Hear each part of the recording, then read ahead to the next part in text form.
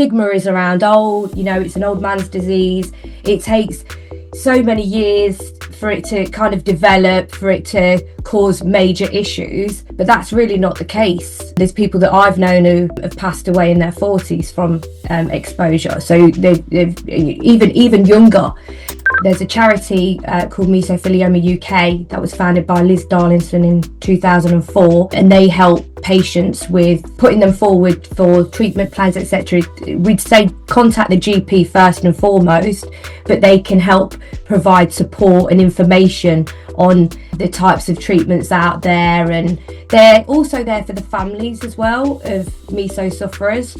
So we work on waste to energy power stations, and we help with their general day-to-day maintenance, making sure the plant and equipment is cleaned off. With the RDF that they use, it generates a lot of ash waste, so we then go in and we'll just make sure everything's cleaned and maintained. But then they have the outages where the shutdowns, so they'll turn off the boilers, so it's a case of going in, we do shot blasting of the boilers.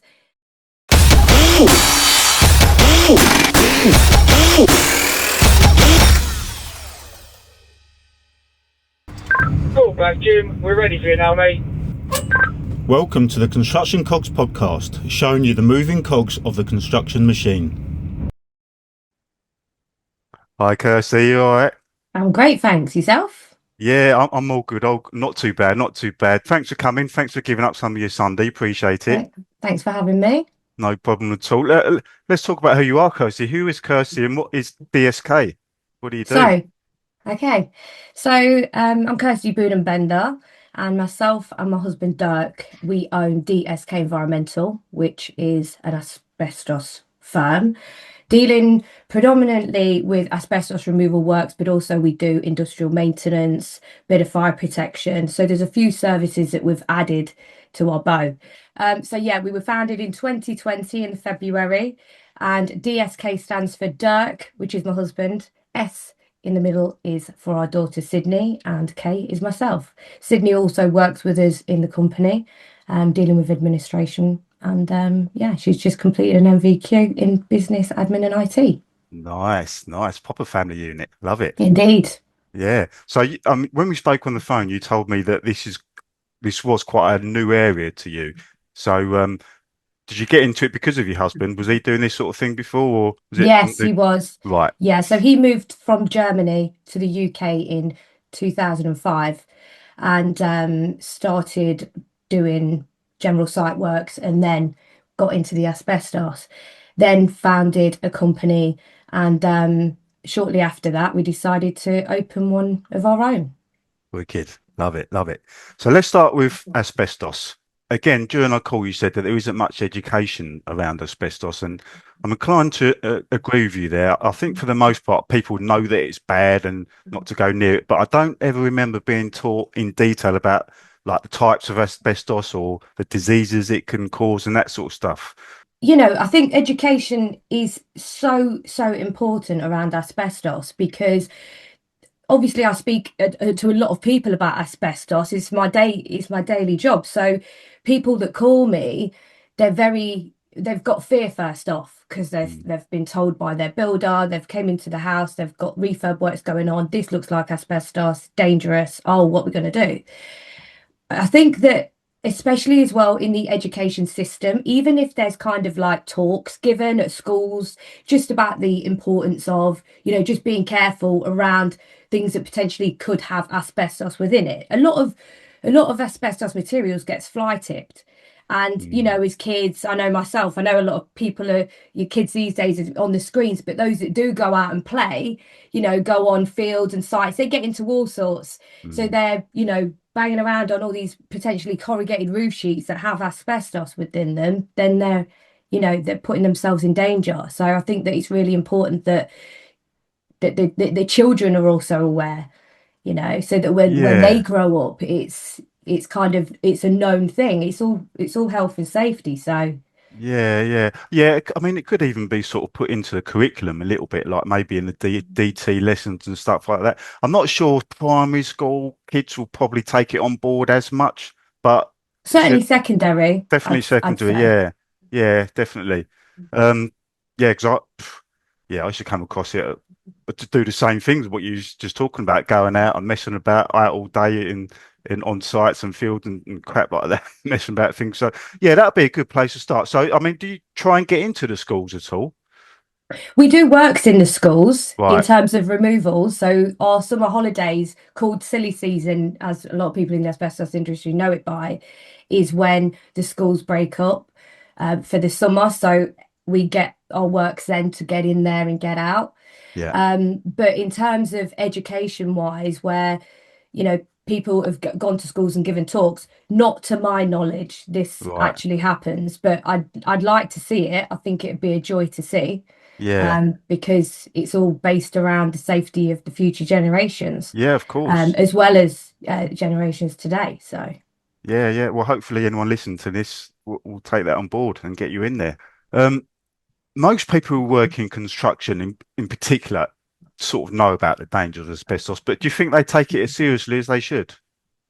No, because I think the biggest thing is you can't see the fibers unless you're up close, or when the fibers are released, they're then airborne, Mm, so you can't necessarily see them because unless they're under a microscope. So when you don't see it, you don't see the fear. Whereas, you know yourself on construction sites, you can see, obviously you have your risk assessments, yeah, but you can see it. But because it's not seen, I think that is the biggest issue. So people turn a blind eye to it and yeah, cut corners. And yeah, a lot of stigma is around, oh, it's an old man's disease. It takes so many years for it to kind of develop, for it to cause major issues. But that's really not the case at all. And there's people that I've known who have passed away in their 40s from exposure. So they've even younger. yeah, So it should be treated with a lot more respect. And I think that you know people going on the asbestos awareness courses is a yeah, minimum, yeah. that are on building sites, so that they are aware and know not to cut corners, because it's really not worth it. Yeah, well, I must admit, I think you know that I was a ground worker before I was on the cranes for years, and we should do a little bit of demo, like on industrial places and private places. So, I mean, I remember taking off a garage roof at someone's home, and an Aussie roof, and falling through it, and everyone laughing at me, stuff like that. No, no training, no education, no gear on or anything like that. Just hanging from this asbestos roof by my feet. And I've known firms, other firms who used to like bury it if they were doing groundwork, so they find it and then just bury it, just dig a hole and bury it in the ground, that sort of stuff. So yeah, it, I think you're right. It's quite well. I think also part of it is it's the cost factor as well. They don't want to get a firm like you in sometimes, are they, to come and take it out properly? Just sort of like get rid of it. Well, I'd like to say that that wasn't the case, but yeah, there's a lot of people that we've give prices to that then cut corners, and Yeah. then, but that's, you can't. If I spent time reporting these persons to the HSE, let's say, I wouldn't Mm, get no work done, because there is quite a few. But these are kind of in cases for me personally that I've came across, is yeah. the textured coating. So chrysotile asbestos, which is known as the white asbestos, which is on ceilings, the textured coating. A lot Yeah. of the time they'll say, oh, if we put a face mask on, can we just do it ourselves? Well, Yeah. no, because you're not insured. You don't have a waste carrier's license. You've not got an asbestos license to do Yeah. this. Yeah. So we would strongly advise you don't. Then we say about the dangers, and then that's on them. You can't force people to make the decisions based on what your um, opinions are, what the law is. Even if you do put that down as well, which we do, Mm. people make their own choices. So Yeah. that Well, that gets frustrating at times, I, because c- it's sad. yeah, I imagine, but I think, I mean, let's say someone prices a job up and, they've got no idea any asbestos are in there. They don't think about that. They come in the price of job, and then all of a sudden they come across it. It's not in their budget. They might have priced it tight to get the job or something like that. That that probably comes into it a little bit as well, doesn't it? I'm not going to get someone in because there's not anything in it, there's not any profit in it. You mentioned But there, they're actually breaching the law if they go and do it themselves without a yeah, license. yeah, If for non-notifiable, you don't need an asbestos license. So corrugated roof sheets on garages, yeah. So it depends if it's notifiable or non-notifiable. right. So how do you So know which is it's if which? it's non-licensed. So say for instance, it's you've got different types of asbestos, right? So you've got the familiar ones to everybody, which is chrysotile, which is the white asbestos found in textured coatings. Um, Different parts of the house, any property that was built before the year 2000 or building is potentially got asbestos within it. So Mm, you've then got amosite and chrysidolite, which is the brown and the blue. They're licensable. So that you need to put a notification into the HSE to say this is what we plan to do. This is the time frame that we plan to do it in. You've got the whole RAMs surrounding that. It's very strict because mm, we're dealing with a very hazardous product. So with those conditions, they're dealt with completely in their own entity as opposed yeah, to corrugated roof sheets on a garage, which as long as you've got company insurances, etc., you can go and you don't need an asbestos license as such to take off corrugated roof sheets. But you'd want a asbestos removal firm to do that for you because of the processes and the methods that it's done. Your roof sheets, you're making sure that they're double bagged. There's certain ways that you remove them. Are they J-bolted? There's so much mm, into it. So mm. it's paramount importance that you go with a firm that knows what they're doing. Right. So what would be licensed then? Where would you find licensed stuff? What sort of examples? So, for instance, amosite is found a lot of roofing products. So soffits, Right. maybe. There's it can there's the places that it's been used is so it's huge. But I've got a video on my website that is quite descriptive on where asbestos can be found, which people might find informative. But Mm. also, failing that, there's an illustration on the HSE website which pinpoints all of the places within a home, even to the point of sink pads. At the bottom of the sink, on those Right. pads, Yeah. floor tiles, bitumen, Yeah. the adhesive that's used to lay the floor tiles could be found in that as well. Okay. Yeah, that's Yeah, good to know. So, installation, pipe yeah. lagging, even in chrysolite has been known to be found in electrical wires for telecommunications. So it's so big the amounts of places it can be in. I'll be Yeah. here a long time telling you. Yeah. Yeah. Yeah. So useful those the bits of information. So afterwards, if you could give those links, and then I can put them in the For description sure, yeah, of yeah. where people find. But what about the diseases? Obviously, you know, people know about cancer, lung cancer, that sort of stuff. But what else can be caused by these? Yeah, there's asbestos related lung cancer and then mesothelioma. Um, Now, these are incurable diseases. There's treatment plans available for people. There's a charity called Mesothelioma UK that was founded by Liz Darlington in 2004, and they help patients with putting them forward for treatment plans, etc. We'd say contact the GP first and foremost, but they can help provide support and information on um, the types of treatments out there, and they're also there for the families as well of meso sufferers. So there's a big amount of support there for anybody that is going through Yeah. mesothelioma. You're not alone. So there's loads of trials to kind of look for cures, like Yeah. there is with other forms of cancer, but there's nothing been known as yet. But there's treatment plans, immunotherapy. There's different treatment plans out there for people. They're still going through trials with, it's kind of see how it goes.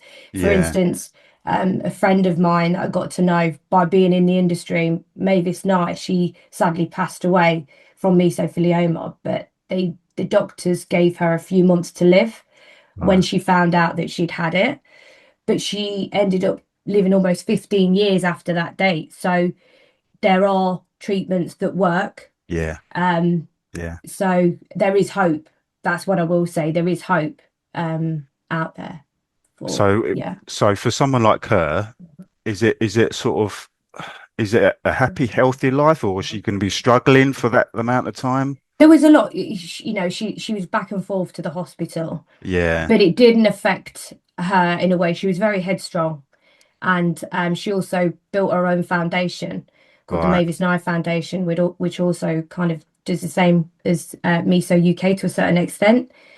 Same kind of principles, same kind of values, and yeah, she fought hard, and she had a mission, which was to help Meso warriors, as she called fellow patients, to kind of push and, you know, ask for more answers, ask for more trials, ask for just more awareness. Mm. And there's even people today that call me and they've known of her because sadly they've, you know, they'll get into a position where they say, can we have a sample taken? I think there's asbestos in my Arctic ceiling. And then you get talking, and then it's like, oh, okay, yeah, I'm scared because my granddad sadly passed away of mesothelioma, and I'm very fearful. You know, I want to make sure my family are safe.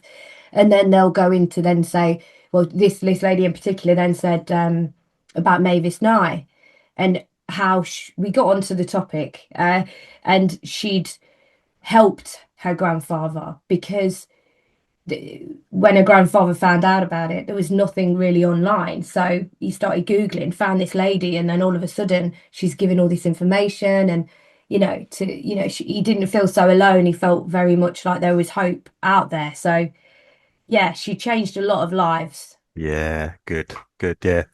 Really inspirational. It's amazing how strong some women can be in it, or some people Mhm. can be in general. Yeah. So if someone does come across asbestos, what's the first step, and then what are the stages after that? What do they do first? Are your lifting operations properly planned, properly assessed and properly checked? I'm talking about risk assessments, lift plans, audits. These things help keep lifting operations safe and under control before problems arise. That's one of the reasons why I provide APs and assessors. They help companies put the right planning and control measures in place before the lifts even begin, and then maintain throughout.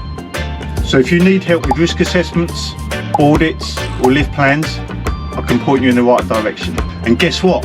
Book your AP services or NVQ assessments through Construction Cogs, and you'll get 1 month of free advertising on the Construction Cogs website, which currently attracts around 3,000 paid views a month from a construction focused audience. Alternatively, we'll give you a free guest post, including a backlink to your website. Head over to constructioncogs.com/AP-services, or get in touch with me directly at info@constructioncogs.com. Stay safe. So first off, call a company that can take care of it for them, Right. first and foremost, to get a sample carried out. Okay, so Yeah. that's when, and make sure as well, do the due diligence, make sure that they're licensed, insured to be able to do that. Yeah. And then make arrangements for one of the operatives to come out and take a sample.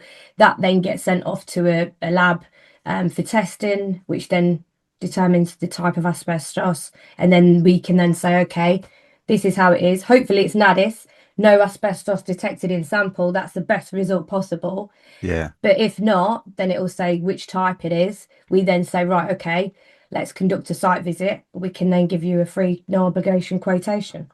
That's what we do. Other Yeah. firms I can't speak for, but definitely do due diligence, check that they're fully licensed and insured. That is paramount. How do they do that? You can either look on the website, you can request it from a firm, you can actually Okay. say, can I have a copy of your license and your insurance, or even as well go as far as saying, if it was just, say, for instance, person called up and said, right, I need my corrugated roof sheets taken care of, please come and get them disposed of. Whether that is non-notifiable based on chrysotile asbestos, okay?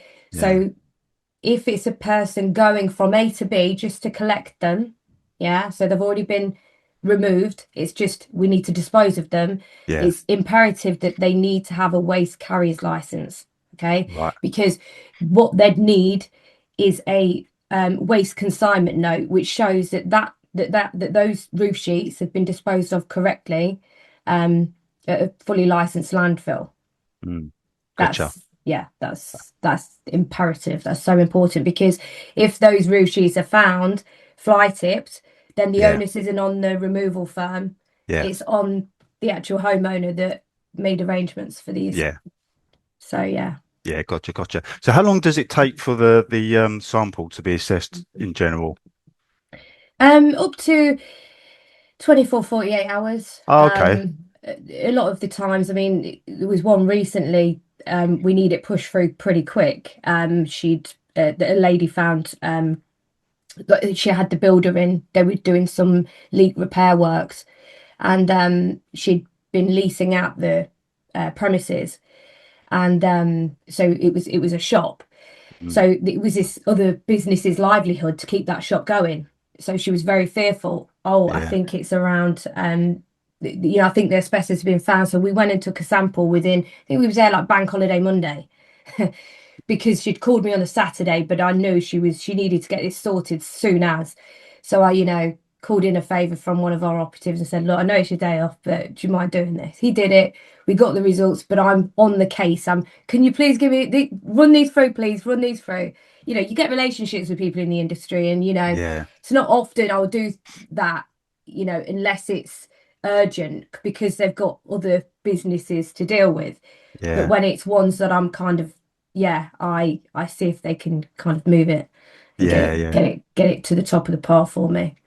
I didn't realise how much goes into it, to be honest. Yeah. On the site I'm on a Keltway job, we're demolishing a big tower block, and Hmm. when they were doing the strip out, so they had like a lab room in there, and I kept looking there. I was like, "What's?" I said to the guys, "What's that?" And they said, "That's ASI lab." So they got all the microscopes in there and all that, and all the rest of it. But they had all these little machines as well. I don't know what they're called, but these machines dotted around and site inside and make these noises. I said, what's all that about? And they're to monitor the asbestos that's in the air and all Yeah. that sort of stuff. What are they call the machines? Oh, so we've got the MPU. Oh, okay. Yeah. Yeah, right. So negative air pressure unit. Oh, okay. Yeah. But this is for the removals with the analytical side. I'm not that au fait with that. We sub out our Oh, okay. air testing, Yeah. so reassurance air testing. The four-stage clearances. We sub that out, so I'm not sure about the methods or the equipment that they use as such. Right. But for us with the removals, we have to make sure everything's all polyed up, all sealed with the tape. Yeah. Um, yeah, there's Yeah. a process, but the units that we use is decontamination units.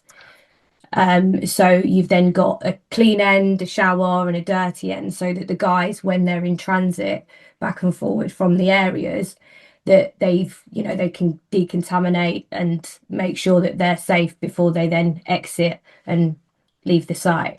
Yeah, I wanted to touch on that as well, actually, because I've seen the guys that were on my site, they had their shower units. I was actually in the changing room on my own with them and could see how they're getting changed and all that sort of stuff and the little shower room. I wondered, like, how seriously companies take that. Do they cut corners with that as well, with the decontamination? Um, we don't, because it's our license and it's the health of our employees. We don't want to put anybody at risk. That's first and foremost. Health and Yeah, safety is up there.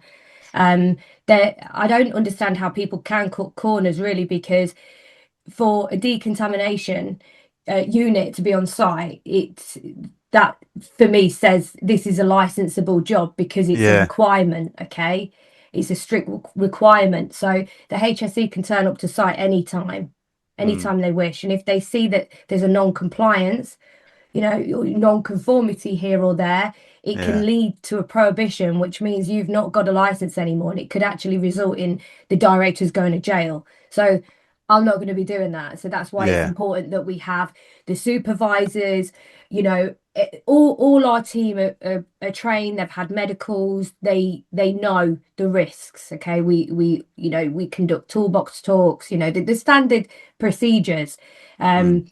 and they're fully aware of the control measures. But I can't speak for everybody in the industry. But I wouldn't like to kind of, I've heard things on the news and about the disposal side, not about these things being cut corners, but I'm sure Mm. potentially they do, but not to my knowledge. I just kind of care about what me and my firm are doing. If Of anyone course. chooses to cut corners, then that's on them, and hopefully they get a prohibition put against them, because that they're putting their team at risk, and that is just unacceptable. Yeah, it is. But you're going to get it in any industry, whether it's construction or you're going to get sort of cowboys, aren't you? Hmm. So what should a client be looking for when hiring a company? Um, as I say, it all goes back to it, making sure they're fully licensed and Yeah. insured. Also, with this as well, when you've got to make sure that the guys as well, that they're fully trained, they know what they're doing. With these job files that we have, there's 20 odd sections, dividers, that's got the training records, Mm. the medicals, everything on there, and the signing and out sheets, their own kind of air testing that they conduct. Everything is strict. So you've as long as you've got it, I'd say as well, look online, because I think that reviews are really important, Yeah. and that can kind of, that's personally what I do when I'm going to use a firm for anything. If I'm going to Yeah. sub out certain works, say for electrical side, then I'm going to do my due diligence. I'm going to check that, that the reviews are there, that they've got everything that they say they've got.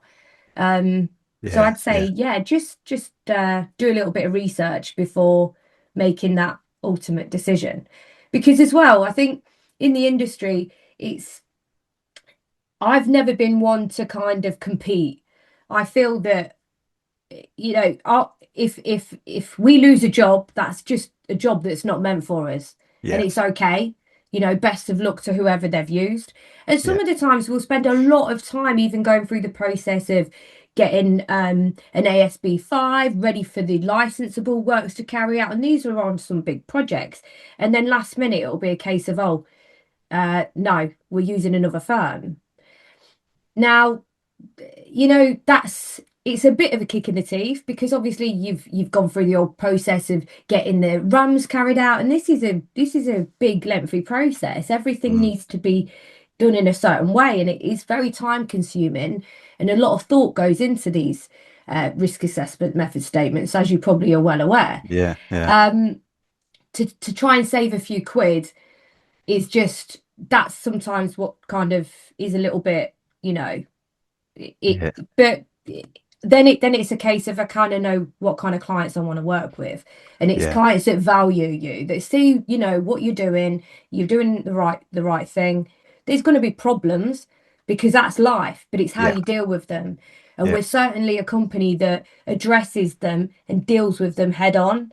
You're not going to be having to kind of chasers and, oh, who's dealing with this, who's dealing with this. Yeah, sometimes at busy periods we may not be able to be getting back to you within 24 hours for new inquiries, but it's because Mm. we're probably dealing with other things, but we try and aim to get a prompt response, 24, 48 hours max, to get a Yeah. response for new inquiries. Yeah. Cool. Cool. So would it be fair to say that this area is your bread and butter? Yeah. Not just the asbestos removal, the industrial maintenance as well. Oh, okay. So Oh yeah, so, oh that's yeah, bread and butter. Yeah, yeah, yeah. The residential side yeah. of works, because we do residential and commercial. Right. So yeah, yeah. It's Okay. it keeps the business going. Good. So let's talk about the industrial maintenance then. What's that all about? So we work on waste to energy power stations, Yeah. and we help with their general day-to-day maintenance, making sure the plant and equipment is cleaned off. With the RDF that they use, it generates a lot of ash waste. So we Mm. then go in and we'll just make sure everything's cleaned and maintained.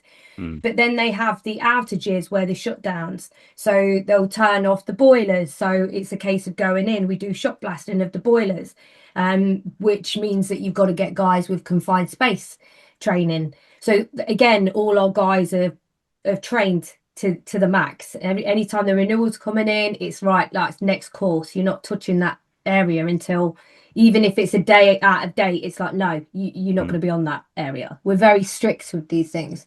Yeah. Yeah, we've been doing the industrial maintenance now for, I think it was, it's almost since we started. Okay. But the guys, they know what they're doing. We've got a great team. And also we also support other firms that also go in there with the big DSABs. We'll support them as well. What are the DSABs? The big, the kind of like the sucker, they suck all the Gotcha. waste. Gotcha. Right. So just Yeah, to so just to they're big. clarify, so for anyone who doesn't know what the Waste Management Centre, these are like basically power stations that take in people's household waste Mhm. from the councils, and then they turn it into energy, basically. Yeah, turn it into electricity Yes. for Yeah. the area to hold. Yeah. Yeah. So that's quite a big thing, isn't it? I mean, we spoke on the phone. I worked on one of these places on the crane building them, and they're massive. So that must be quite a project doing that. Oh yeah, for sure. Definitely. Yeah. And we're currently on 5 at the moment. And we've got opportunities that are kind of almost there, with another 3. So, one of the sites we've been on for about 4.5 years now. Wow. Yeah, so I think that's testament that we know what we're doing, because Yeah. this, the clients that we have as well, these are very highly respected. Not that every one of my clients isn't highly respected, but I feel that when you've got a company of certain caliber and Yeah. they've kept you around for so long, I think that is majorly testament. But also with our, the clients that are not as big of a client, they get treated the same. I Mm. treat all my clients the same. No, doesn't matter whether you're here or there in the terms of the hierarchy. Like, it's not. I Well, don't operate that way. the thing is, it takes time to build relationships and trust, doesn't it? So It you does. have to treat them all the same from the beginning. So yeah, Well, being real, everybody is the same. yeah, Everybody should be valued the same way. Just because you've got a different job title don't mean that you're any better than the next person. And I sometimes when I see certain individuals kind of change kind of ways with yeah, me especially, it happened with me on one of the sites, and I was actually on going to oversee a site on a school, and mm, there was an analyst there who wasn't really that open to speaking with me.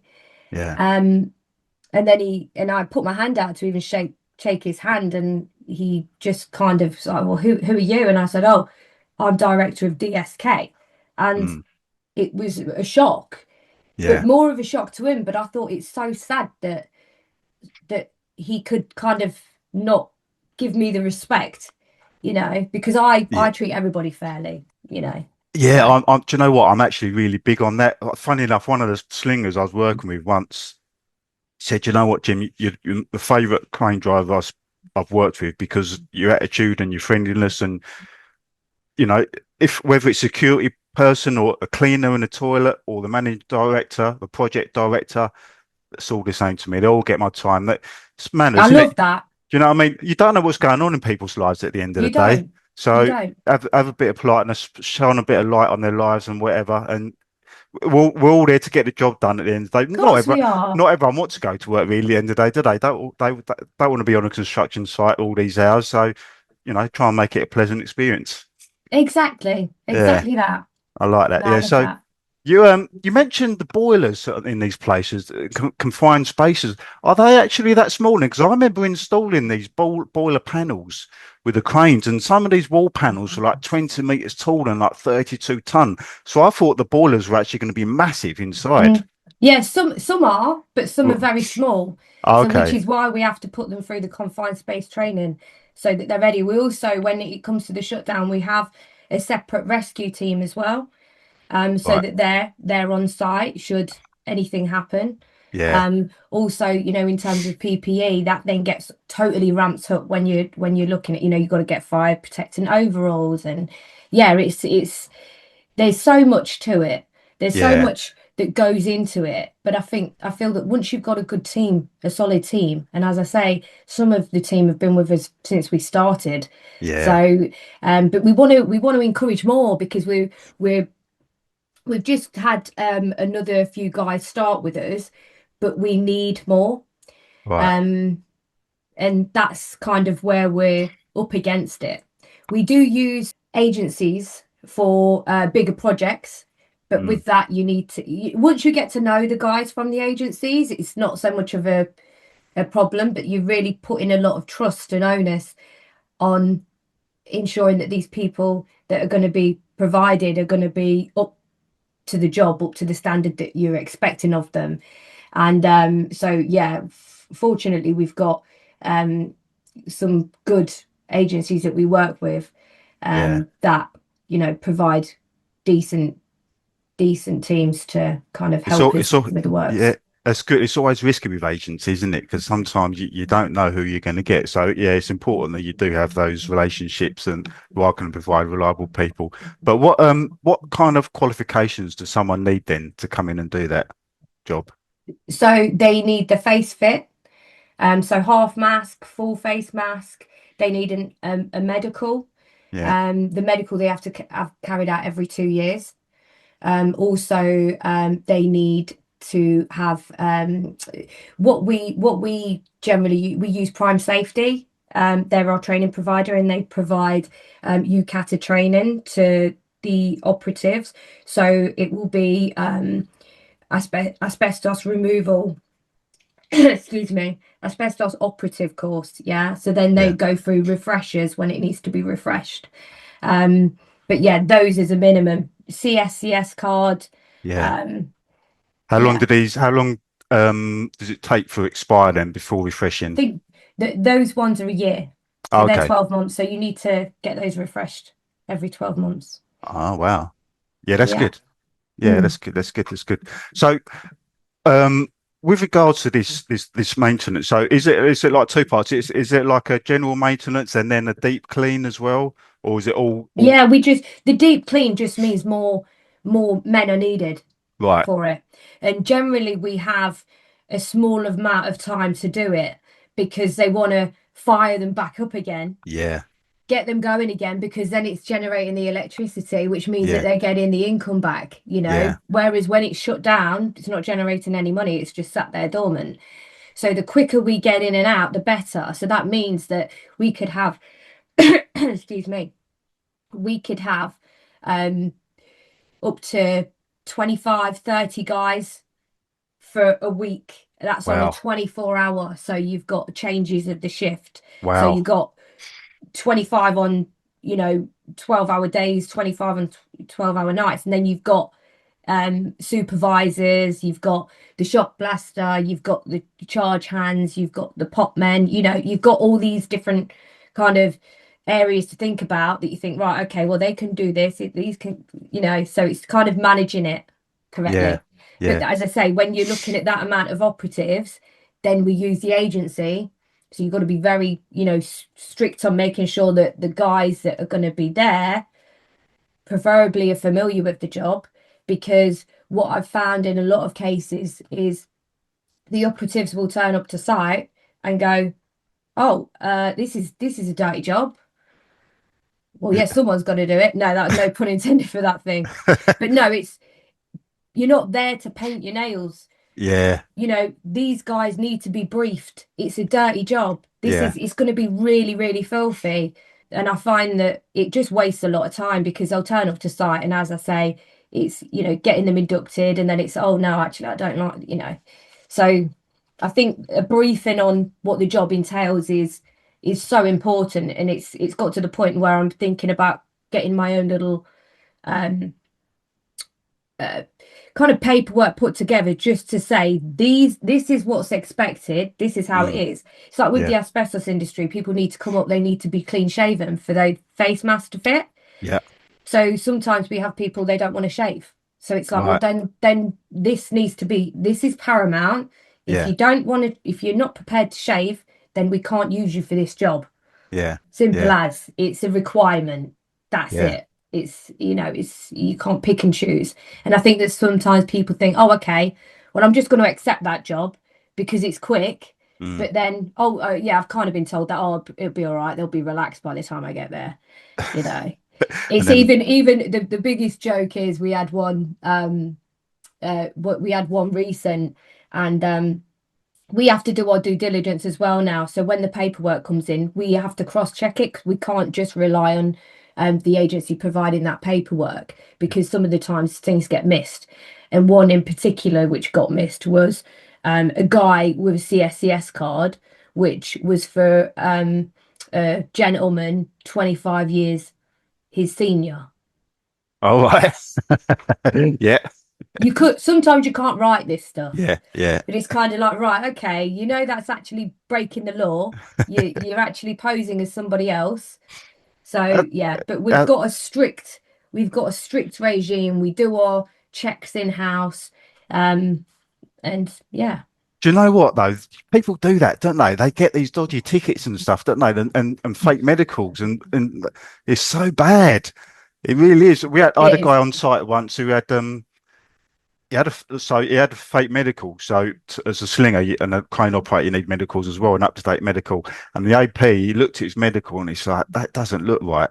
So he called him up and he said, you sure this is valid? And he's like, he said, mate, I've literally just had heart surgery like 2 weeks ago.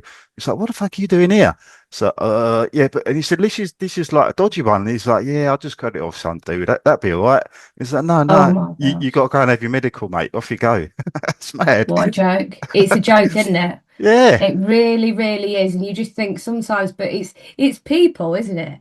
I feel that the team that we've got, we're very blessed to have them because, we look after them, they look after us, and we've always been that way. We're a very family kind of firm. It's, yeah, it's something that I wanted from the outset. I want people to be working with us to be happy because I yeah, know that jobs that I've been in the past, I've had some great jobs yeah, where I've felt really appreciated, but then I've also been to jobs where I've give so much of my time and just the appreciation wasn't there. yeah. It is important to have that intimacy in the company. It really, especially like a lot of family businesses have that. Some companies, you're just a number, and that's it. Mm. They have all the right sort of posters out and the posts on the social media and that sort of stuff. We're doing this, we're doing that, but when it comes to it, it doesn't happen. So yeah, it is important to have that intimacy. So fair play for that. Um, Closing now. So we're coming to the end. So you mentioned earlier about your Meso UK charity. You're going to be doing a bit of work with them, aren't you, soon? Yeah, well, so I've done a few. I did a sponsored swim. Yeah. Swam 21 miles in 7 days. Oh wow. Um, so yeah, that was in my local pool as well. So that was 345 lengths a day. Blimey. Um, that was small pool. That was a challenge. But yeah, I raised over £1,000 for that. I Nice. did a sponsored abseil, um, 418 foot off a tower. So I do things, doing an action meso day. Right. That's going to be at the Kent Science Park where we rent offices there. We've got a storeroom there as well. So we're quite friendly with them on site. We've been there a few years now. So we've hired out the hub, which is kind of like a canteen area. So we're going to have a couple of speakers, hopefully there. There's going to be barbecue, ice cream van. There's going to be education slots. Nice. So I'm encouraging everyone, including suppliers, anyone in the asbestos industry, if they want to donate anything towards the raffle prizes, and Yeah. also encourage, patients to come as well because it's a nice space for them to speak with fellow patients and kind of share their stories because Yeah. I think that it's a community, Yeah. and I think the fact that people can feel that they're not alone and that there are other people going through similar experiences, that they can kind of support one another and just show a lot of solidarity and keep raising the awareness. Absolutely. And where is this, do you say? This is at the Kent Science Park in Sittingbourne. Right. So if you could leave us the details for that after as well, and then I will. I will we'll indeed. hopefully get people on board with that. Last of the main questions, what's your ambition? My ambition, I was thinking about this question Uh, because it's quite a big one because I've got a lot of goals, a lot of plans. But I'd say my ambition is to really make a difference and for people to remember, long when I'm gone, this lady, she did something good yeah. Yeah. for the good of it, and she encouraged, the awareness, and if I can save a few lives in the process just by giving out a few bits of information that could be invaluable, Yeah. that could prevent people cutting corners, let's say, then that's all good. But yeah, I feel that when I do retire, because I'm in my 40s now, I'm not getting any younger. So I'm also kind of finding that balance of work and Yeah. play, but Yeah. also relaxing and making time for myself. Yeah. But I'd like to retire by the sea. I'd love to be by Same. the sea. I love the sea. I'm a Yeah. Pisces. I love the ocean. And that'd be my biggest goal, to live by the sea and just relax. That's my ideal life. I'm actually sitting here because I've sort of come to this location to do these, and I've got the Thames estuary out the window there, and this Oh, is like, nice. oh, honestly, I just love that. But I don't want anyone around me. Like maybe like a neighbour, sort of like in the next field or whatever, so I can wave at them. But so, hello, mate, you all right? And then just leave me alone in my own little space. So You yeah, know what? I love that. And peace is so underrated. I yeah, feel that if you're truly peaceful, you know, y- what else is, happiness comes from within, doesn't it?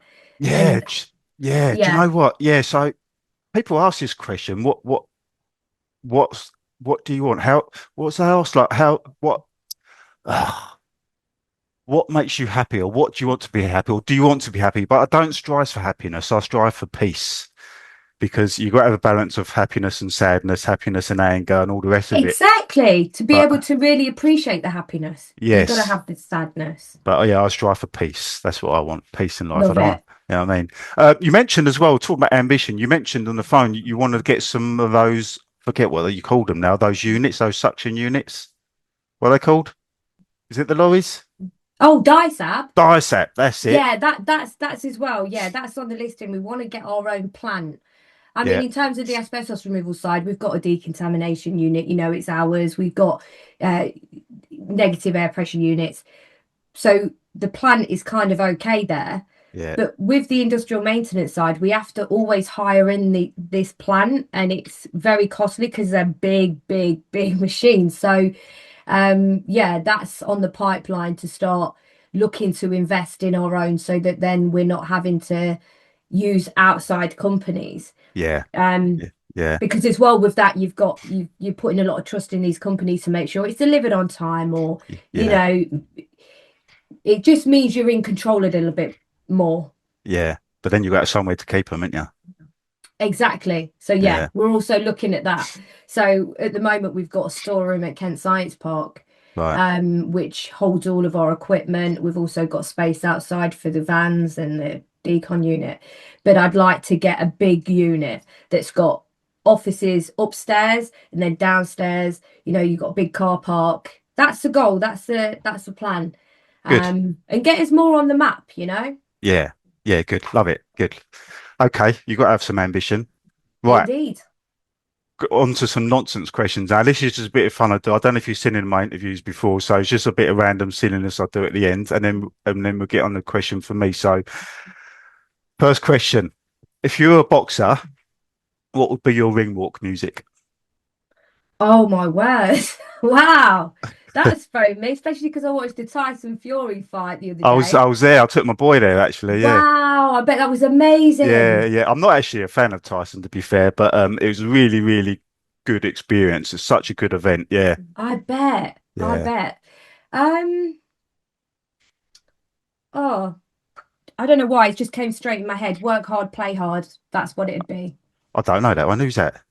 Work hard, play hard. Oh, You're going who to is sing it it. from? Sing No, it. I'm not. I'll Google it. Oh, it's oh, what's his name? I don't know. It's David Guetta. Oh, okay. Must Oh be a no, different that's Play version. Hard feature. No, that's Akon. Love Akon. All right. Um, I think I'd have like an old reggae tune, an old or drum and bass tune, actually. A reggae or drum and bass. That's what I'd have, I think. What's your favourite reggae tune? I don't have favourites. I don't really agree with favourites because when there's art, I think it all should be appreciated. But I think I like sort of the old reggae, sort of bordering on ska. So I'd have something like "Love of a Woman" by Andy Horace. He sounds like a woman, but he's not. Or I'd have like a real. I used to like dark drum and bass. Just go to the dark drum and bass phase back in the day. So something like that. Oh, brilliant. Yeah, something like that. That's what I'd have. Yeah. When Um, you say back in the day, you look so young, like I'm 46, you know. Oh wow. Yeah, yeah, Okay. 46 years old. Yeah, so I'm talking like back in my sort of 20s, like 2000s, that sort of era. I used to go raving. I couldn't do it now. That would kill me for a week, I think. Oh, I know, tell me about it. I'm starting to get aches and pains. I was like, oh no. Yeah, yeah, yeah. I know I look young. Yeah, I know. What can I say? I don't know. If you could swap voices with one famous person for a week, who would it be? Oh, Sophia. Is it Sophia Vergara? She was on No Modern idea. Family. She's on Oh, yeah, the Colombian woman. yeah, because I Yes, think her voice is so sexy. I love yes, it. I just think she's got a beautiful voice. I could listen yeah, to her all day, like, yeah. girl crush. Yeah, I like it. I think I'd have Morgan Freeman, Denzel Washington, or Al Pacino. Oh, Yeah, okay. I There's a think bit so. of a broad Yeah, mixture I like there. them. Or I'd have an Irish person. I like the Irish accent. Oh, Uh, me too. Me love too. it. And I love Dublin. I think Yeah, it's just amazing in Dublin. Love it. I'd love to go. I'd love to go one day. Last one. Would you give your husband your last chocolate? You know what? Yes, I would. I Would actually you? would. Yeah, genuinely would. Um, Mainly because I'm not like I'm a giving person anyway. If Yeah, I've got £1, you can have 50p. yeah, yeah, yeah, It's I'm one of these people, so it'd make me happier to kind of make him happy than, yeah. Uh, be scoffing it myself. yeah, my wife's generous. She's a giver, but she would fight me for her last chocolate. Honestly, she'll kill me. Really? She'll kill me. Yeah, she's like if I go in the fridge and there's a chocolate there or something, she's like, "What are you doing in that fridge?" It's like, all right, easy, easy. And I say to her, "Well, there's only one here, so surely it must be mine because you wouldn't just get one chocolate for yourself. Surely you'd get two, wouldn't you? Because all right, so that must be mine, Good mustn't it?" thinking there. Yeah. Yeah. Okay, that's it. That's those done. Have you got a question for me? Anything you'd like to ask me? Yeah. Actually, what's your ambition? What is it? What's the big goal for you? Right. Do you know what? So there's lots of aspects to this. So the core of it is the end goal. I'm a creative writer. I used to write like I used to have to publish stories and poems and that and novels and this and that and the other. So the end goal is to retire next to the water and just write novels all day, every day. That's it. Nice. Yeah, but I've got other things I want to do first. I'd really like to make an impact on mental health. So there's things that I have got in the planning to do, which I want to be really, really, really, really big. Like I say worldwide even, hopefully. But I've got to do this thing first, what I'm doing now to create an extra income to I've sort of started this thing and um when you start something, you've got to feed it. It's just like you can't stop it. It needs to be fed. So I've got to feed this thing now until it's really established. And then I can just kind of let that run itself. And then I want to start on the mental health side big time. I'm not going to say what it is I want to do, but it's going to be cool, hopefully, if I do it. Oh, well, best of luck with that. And I love that. And I think that as well, there's no doubt about it. You'll be a success in whatever you decide to do because you're just a genuine great person from talking to Nice. you on the phone to looking at a few of your interviews that you've done before, and Yeah. I just want to say thank you for actually finding me somehow and having me, speak um Yeah. No my problem. story, let's say. I do appreciate appreciate that. that. Yeah, no problem at all. I like to. I weren't one for social media at all a few years ago. I hated it, but I'm on LinkedIn and it's really useful. And you meet interesting people on there, didn't you? And you was one of those things. I saw you post and I thought, yeah, she seems like a cool person to interview. So that's why I Thank got in you. touch. Yeah. So thanks for your time. Enjoy the rest of your Sunday. I wish you all the success in your Thank business, you. you and your husband and your daughter. Hope it all goes well. I'm expecting big things from you. Hopefully you will leave a good legacy. Indeed. That's the Yeah. plan. Yeah. Nice. Take it easy, Kirsty. Have a good You one. too. Cheers. Take care. Bye. Bye.